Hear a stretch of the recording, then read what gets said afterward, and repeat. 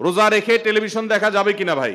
এর উত্তর হলো, টেলিভিশনে যদি খারাপ কিছু দেখেন, হারাম কিছু দেখেন, নাটক সিনেমা দেখেন যেখানে নারী পুরুষের অবাধ মিশ্রণ আছে, মিউজিক আছে, হারাম জিনিস আছে, উপাদান আছে, তাহলে সেই টেলিভিশনের সেই অনুষ্ঠান, সেই দৃশ্য, এটা রমজান মাসেও দেখা জায়েজ নাই, রোজা রেখেও দেখা জায়েজ নাই, রোজা ছাড়াও দেখা জায়েজ।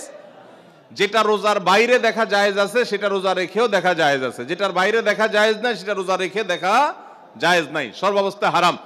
অতএব রমজান মাসে যদি ওইগুলা দেখেন তাহলে গুনাহ একটু বেশি হবে, কারণ ওই যে রমজান মাসে আমল হলো হারাম থেকে বেঁচে থাকা, আর আপনি সেটা বেশি করে করলেন। এই জন্য আমরা চোখের হেফাজত করব। অনেকে আছে রমজান মাসে দিনের বেলা খাবারের রান্না বাড়ার কাজ মহিলাদের নাই, পুরুষদের অনেক ঝামেলা থাকে না, নাস্তার ঝামেলা থাকে না, তো অনেক সময় দেখা যায় আমরা অযথা টেলিভিশনে অনেক নাজায়েজ জিনিসপত্র, আজেবাজে বিষয়গুলো দেখে আমরা সময় নষ্ট করি।